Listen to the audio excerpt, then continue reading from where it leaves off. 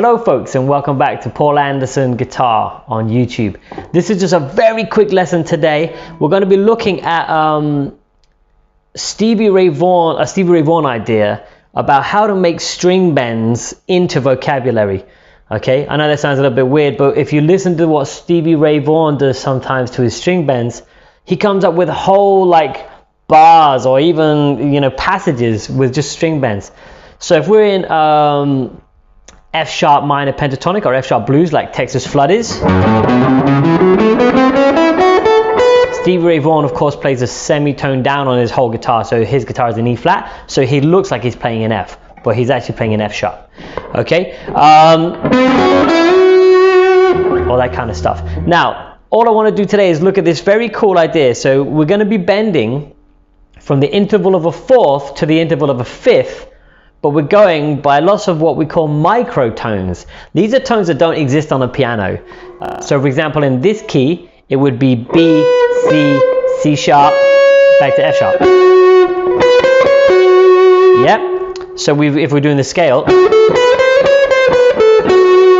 Now, what Stevie Ray Vaughan does, so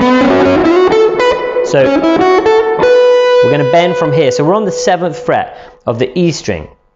Now, if I was bending straight to the fifth, the perfect fifth, that would be to the 9th.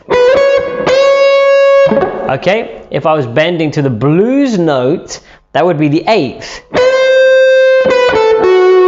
Okay, all these are cool licks on their own. So if I bend to the 9th, back down, then to the 5th, and then to the 7th, which is the F sharp. That's the root, and that's just, it's really important to try and think about where and why you're bending. Okay, don't just bend randomly or it's going to sound all sorts of crazy. Okay, so we got, or I could do the blues note.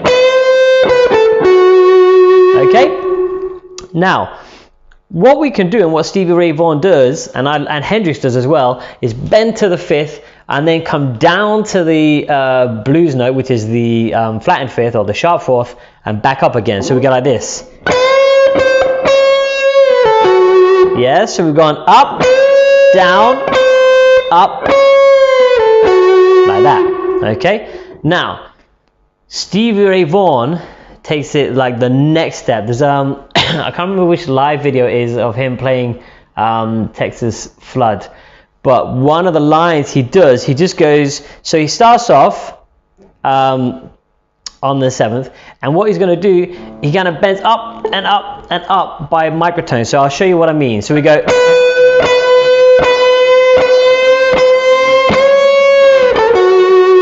okay, let me try that again. So, and each time I'm scooping down to kind of exaggerate.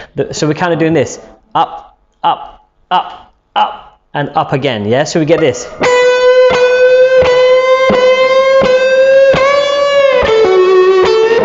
Okay, I had a little bit on the end there. So, did a sort of micro, sort of quarter tone bend on the 5th fret, which is the minor 3rd. Okay, so knowing that, of course, we can take it down. There's the root, there's a minor 3rd, there's the 4th again. So I can do this whole idea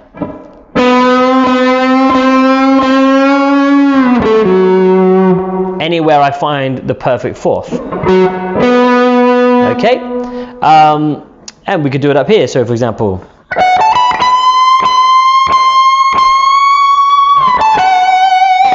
and it's a great way of adding intensity without having to play super fast licks, without having to go, whatever, without doing any of that kind of thing. We don't need to do that, okay? That's quite cool, but I don't think it's as cool as this.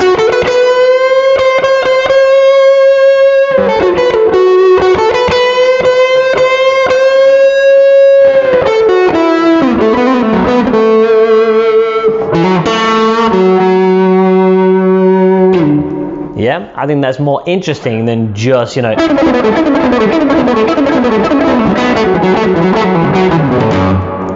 nice to do all those kind of things. But anyway, I hope that's been helpful. So just try and think about, obviously the first thing you need to do is perfect bending to the perfect 5th and then to the blues note, which is the flattened 5th. Okay, so the 5th, the blues, And then, of course, once you've got those, bending in between them. And what I'm doing with my right hand is controlling a lot of the sound as well. So if you look at my right hand, you'll see that actually I'm covering nearly all the strings except the one I want to hear. So the other strings are covered now by my right hand, okay? And that controls the noise, because otherwise we can get this, which we don't want. All right, I hope that's been helpful, folks, and check back next week. Thanks.